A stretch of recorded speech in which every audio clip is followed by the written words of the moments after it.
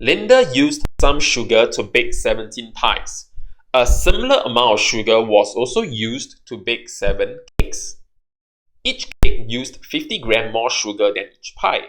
What was the total mass of the sugar used by Linda? Give your answer in kilograms. Let's analyze the model between one cake and one pie. So one cake and one pie.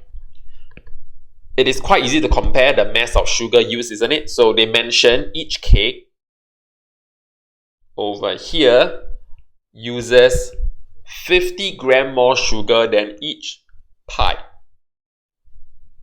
Alright? What about for 2 cakes and 2 pies? How will you expect the model to develop? You will expect 2 units each. So I'm going to extend it. The 2 units and the difference between them will it still be 50 grams? No, right? 2 cakes. So 100 grams more in total. Maybe let me shorten it. Something like this. 100. So do you see the pattern? What would the model look like for 3 cakes, 3 pies, all the way until 7 cakes and 7 pies? Let's change the model into 7 cakes and 7 pies. I'm going to condense the model to save some space. For 7 cakes, we would expect 7 units. 1, 2, 3, 4, 5, 6, 7. Same thing. 7 pies. However, what is the difference between the 7 cakes and the 7 pies? Per cake is 50 grams more. So 7 cakes you would expect to see probably something like this. Okay, maybe let me use up more space. Over here, 350 grams, isn't it? Again, per cake is 50 grams more than per pie.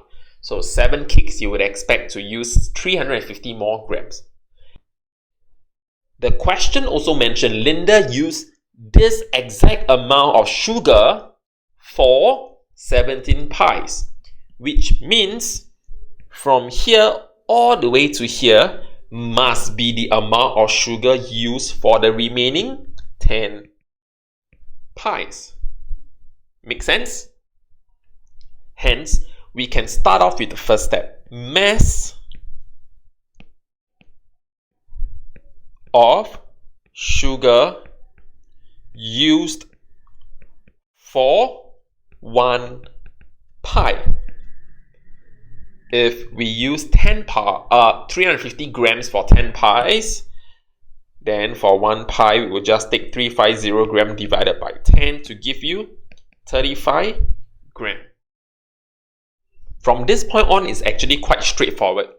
I think the simplest way to get to the answer is just to figure out the mass of sugar used for 17 pies, which is here, and then we multiply it by 2, since in both cases they use the same amount of sugar, isn't it? There is no need to separately go and find out the mass of sugar used for the cakes, or go and find them separately and add them up together. Alright, there's no need. So we can just go straight to mass of sugar used for 17 pies.